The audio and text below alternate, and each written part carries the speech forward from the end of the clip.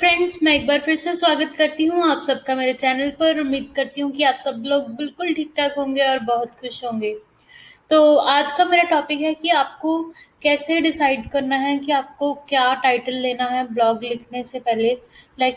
आपने ब्लॉगिंग शुरू तो कर ली है, पर आपको अब प्रॉब्लम आ रही है कि मैं क्या टाइटल लूँ, कैसे कैसे शुरू करूँ अपना काम, राइट?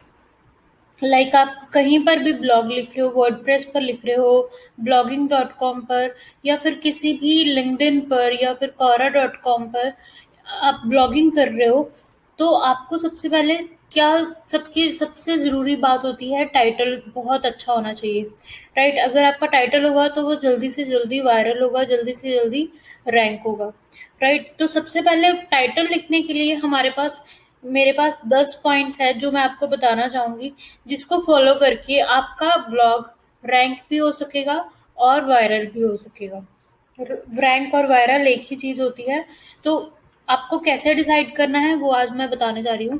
जैसे मैं blogger.com पे जाती हूँ और मैं न्यू पोस्ट पर जाती हूँ। ठीक है, सबसे पहले वो आपको पोस्ट का टाइटल पूछता है, राइट? पोस्ट का टाइटल पूछा, तो आपने कैसे करना है? सबसे पहले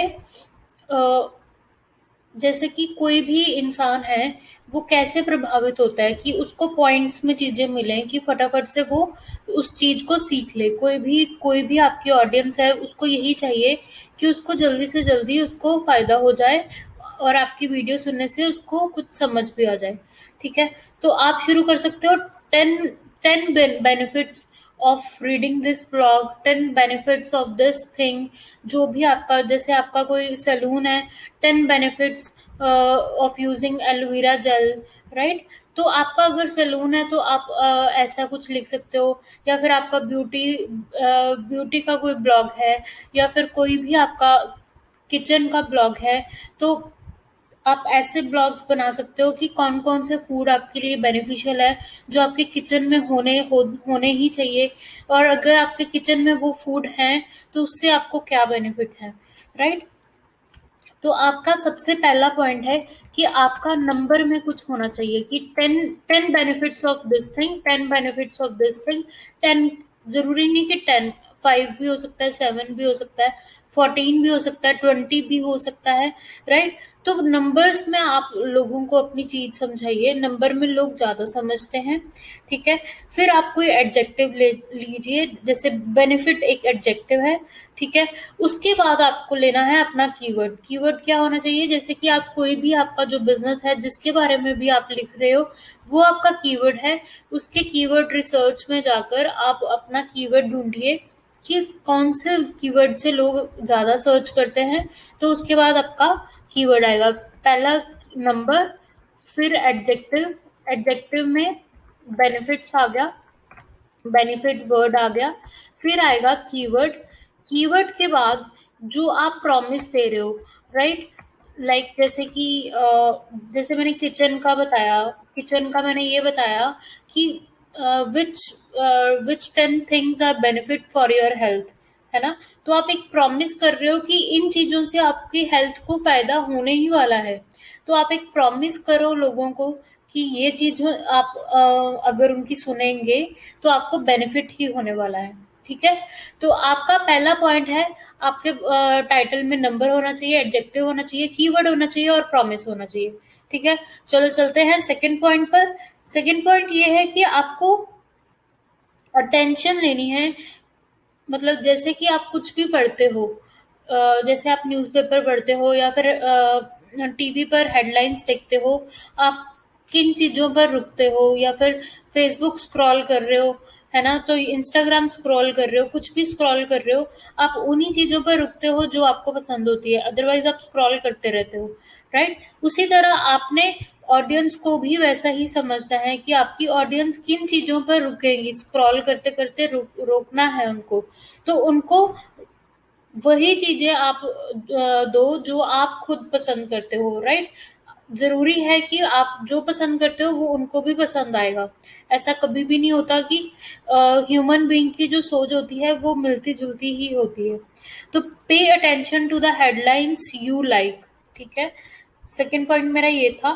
थर्ड पॉइंट ये है कि प्रैक्टिस राइटिंग ब्लॉग टाइटल। आपको प्रैक्टिस करनी होगी। आपको मतलब सिर्फ डे का एक आधा घंटा निकालना होगा कि जिसमें आप सिर्फ ये प्रैक्टिस करो कि मेरी मेरे वीडियोस या मेरे ब्लॉग्स या मेरा कुछ भी जो भी आप वायरल करना चाहते हो, जैसे अगर आप टिकटॉक पे वायरल करना चाहते हो तो आप डिसाइड करते हो ना कि कैसे मैं वीडियो बनाऊं, किस तरह से मैं उसका उस काम को करूं। तो उसी तरह आपको ब्लॉग के टाइटल लिखने की भी थोड़ी प्रैक्टिस करनी होगी।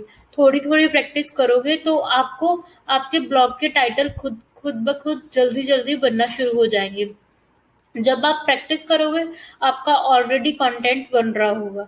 आपको कोई ज़रूरत नहीं इतनी ज़्यादा मेहनत करने की बार-बार, पर आप जब प्रैक्टिस करोगे तो ऑलरेडी आपका कंटेंट बन ही रहा होगा। ठीक है? ये था मेरा फोर्थ पॉइंट। नहीं, वो था मेरा third point, practice writing blog title. फिर है मेरा फोर्थ पॉइंट कि use your keyword research. Keyword research के लिए मैं एक अलग से वीडियो बनाऊँगी। जब आप कीवर्ड रिसर्च करते हो तो उसमें क्या आता है कि बहुत सारे कीवर्ड्स ऐसे आ जाते हैं जिसमें आपको अपने ब्लॉग के टाइटल भी ऑटोमेटिकली मिल जाते हैं। जैसे आप कोई कीवर्ड रिसर्च कर रहे हो, जैसे आप फूड का ही कोई कीवर्ड रिसर्च कर रहे हो या फिर कार्स का या कोई भी चीज का आप कीवर्ड रिसर्च कर रहे हो, तो आपको वहीं से आपके ब्लॉग के टाइटल मिल जाते हैं बहुत आराम से। मेरे साथ ऐसा बहुत बार हो चुका है। मुझे अपने ब्लॉग के टाइटल्स बहुत आराम से कीवर्ड रिसर्च करते टाइम ही मिल जाते हैं। तो मेरा फोर्थ पॉइंट है कि अपनी कीवर्ड रिसर्च ज़रूर करो, जिसमें आपको आधे से ज़्यादा आपके ब्लॉग के रिलेटेड कीवर्ड ज़रूर मिल जाएंगे। जैसे मैं एक एग्जांपल देती हूँ। जैसे मैं यहाँ पर लिखती हूँ कोई भी ट्रेनिंग, जैसे एसईओ ट्रेनिंग इन जलंधर। ठीक है?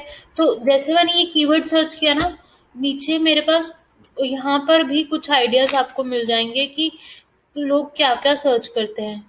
तो आप ये वाले आइडियाज भी ले सकते हो और अपने ब्लॉग में यूज कर सकते हो। राइट? फिर आपके पास आता है कि right multiple blog title for every post. जैसे आप कोई पोस्ट डाल रहे हो, ठीक है? जैसे आप यहाँ पर एक पोस्ट डाल रहे हो, ठीक है? आपने एक कीवर्ड पर फोकस किया हुआ है। यही नहीं, आपको एक से दो से तीन कीवर्ड को अपने ब्लॉग पोस्ट में डालना चाहिए। ठीक है? जैसे मैंने यहाँ पर एसईओ ट्रेनिंग इन जलंधर लिखा हुआ है, उसी तरह लोग ये भी सर्च कर रहे हैं digital marketing course near me, है ना? तो आपको कहीं ना कहीं आपका कीवर्ड बाकी नीचे आने वाले वर्ड्स में ये वाला कीवर्ड भी लाना चाहिए, ताकि जो भी ये सर्च करे, क्या पता उस चीज से आपका ब्लॉग रैंक हो जाए और क्या हो कि आपका ब्लॉग ऊपर आ जाए और आपका ब्लॉग वो क्लिक करे फिर आपके पास काम आ जाए, है ना? तो आपको एक मल्टीपल ब्लॉग टाइटल्स भी लेने चाहिए एवरी पोस्ट। ठीक है? फॉर एवरी पोस्ट, लाइक जैसे आपका पहला टाइटल ये था, ठीक है? फिर आपने हेडिंग ली, फिर आपकी सेकंड हेडलाइन आई, वो फिर आपकी third headline I. First headline में आपने यही वाला कीवर्ड ले लिया, सेकंड में आपने थोड़ा डिफरेंट ले लिया, थर्ड में आपने थोड़ा डिफरेंट ले लिया। तो इस तरह आपके मल्टीपल ब्लॉग टाइटल्स बन जाते हैं, जिससे किसी भी कीवर्ड से वो रैंक हो सकता है, आपको नहीं पता। ठीक है? ये था मेरा फिफ्थ पॉइंट कि आपको मल्टीपल ब्लॉग टाइटल्स लेने चाहिए। ठीक है? फिर आपका सिक्स पॉइंट आता है, don't oversee match the content you oversell matches the content you post. जो भी आप कंटेंट पोस्ट कर रहे हो, आप अपनी चीजों को इतना ओवरसेल मत कीजिए। ठीक है? कभी भी अपनी चीजों को इतना ओवरसेल मत कीजिए। अगर आप मेकअप आर्टिस्ट हैं, आप मेकअप को ही बार बार इतना ज्यादा कि मैं ये प्रोडक्ट यूज करती हूँ, मैं वो प्रोडक्ट यूज करती हूँ, आप ओवर सेल कर रहे हो। राइट? कई लोग होते हैं जो कि इतना मेकअप नहीं खरीद सकते या कुछ भी कोई प्रॉब्लम होती है, फाइनेंशियली उनको प्रॉब्लम होती है, तो आप अपने प्रोडक्ट को ओवर सेल मत कीजिए। आप हमेशा ऐसे कीजिए, हमेशा लोगों की पहले हेल्प कीजिए, जिससे आपका कस्टमर बहुत आपका खुश भी होगा और आपसे सीखेगा भी और आपके ब्लॉग को पढ़ेगा भी। कभी भी अपने ब्लॉग पर या फिर कुछ भी आप कर रहे हो, तो आपको अपने प्रोडक्ट को या फिर कुछ भी ब्लॉग्स को कंटेंट में इतना ओवरसेल नहीं करना अपने आप को। ठीक है? फिर अगला पॉइंट मेरा आता है कि अपील टू इमोशंस। ठीक है, तो अपील टू इमोशंस क्या होता है? जैसे कि आपने लोगों की सोच में मतलब खुद से ये सोचना है कि लोग क्या सोच रहे होंगे। जैसे आपका कोई भी बिजनेस है, ठीक है, आपका कोई भी बर्तनों का बिजनेस है, या फिर मशीन्स का बिजनेस है, या वॉशिंग मशीन का बिजनेस है, या एसीज का बिजनेस है।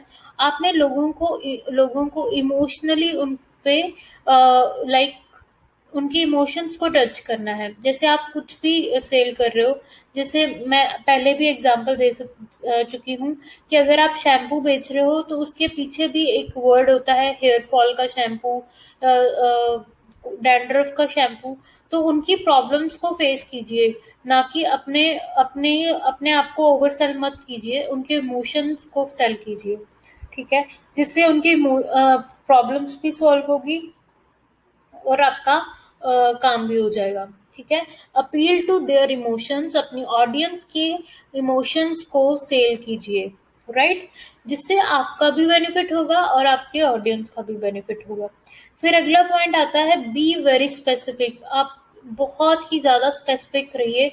ये ना हो कि आप कंटेंट कुछ और लिख रहे हो, शुरू में कुछ और लिख रहे हो और लिखते लिखते कहीं और ही पहुंच गए हो, राइट? आपको बहुत ही स्पेसिफिक होना होगा।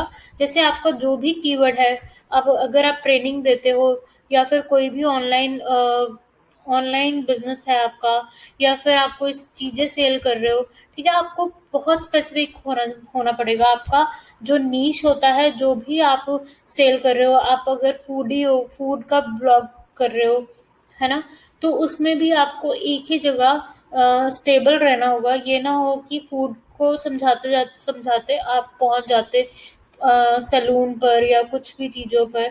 लोग ऐसा बहुत करते हैं, वो लिख कुछ और रहे होते हैं शुरुआत में और पहुंच कहीं और जाते हैं। तो ऐसा नहीं होना चाहिए, आपको बहुत ही स्पेसिफिक रहना चाहिए। ठीक है, और फिर आपको बहुत ही ज़्यादा बी वेरी जेन्युइन। अगला पॉइंट मेरा ये है, be very genuine. Don't give wrong information to your audience. हमें कभी भी अपनी ऑडियंस को गलत इन्फॉर्मेशन नहीं देनी। अपना पूरा जेन्युइनली काम कीजिए, जेन्युइनली उनको समझाइए। ये ना हो कि आप अपनी चीज को बेचने के लिए आप गलत इन्फॉर्मेशन दे रहे हो, जिससे उनका नुकसान भी हो सकता है। ठीक है, तो आप अपना पूरा जेन्युइनली अपना काम कीजिए। कोई भी गलत इन्फॉर्मेशन अपनी ऑडियंस को ना दीजिए, जिससे उनको प्रॉब्लम होगी। ठीक है, फिर आपका लास्ट पॉइंट ये बनता है कि अपने ऑडियंस के लिए अपना ब्लॉग लिखे, अपने लिए नहीं लिखना आपको। आप अपने ऑडियंस के हिसाब से सोचिए कि मेरा ऑडियंस क्या सोच रहा होगा। कुछ भी लिखते हुए, जैसे कुछ भी आप लिख रहे हो, या जैसे आपका ब्यूटी का ब्लॉग है, तो आप अपनी ऑडियंस को सोचिए कि कई ऑडियंस को प्रॉब्लम होती है डार्क सर्कल्स की, है ना, कईयों को ओपन पोर्स की, कुछ भी प्रॉब्लम हो सकती है। तो आप हर कंटेंट में उनकी प्रॉब्लम्स को सोचिए पहले कि उनको क्या प्रॉब्लम हो रही होगी। तो आप उस हिसाब से अपना ब्लॉग लिखिए, ताकि उसको ज़्यादा से ज़्यादा रीड करें लोग। ठीक है, यही था मेरा आज का टॉपिक कि आपको ब्लॉग टाइटल कैसे डिसाइड करने हैं। आई होप आपको इन 10 पॉइंट्स के साथ समझ लग चुका होगा कि कैसे आपने ब्लॉग के टाइटल्स लिखने हैं, कैसे आपने जेन्युइनली लिखना है, कैसे आपने नंबर के साथ खेलना है। आपको हमेशा नंबर्स के साथ ही खेलना चाहिए, क्योंकि लोग नंबर्स में ज़्यादा समझते हैं। आप अगर पॉइंट वाइज लोगों को समझाते हैं तो उनको जल्दी से समझ आता है। ठीक है, thank you so much guys for watching my video. If you like my video, please like, share and subscribe my channel. Thank you.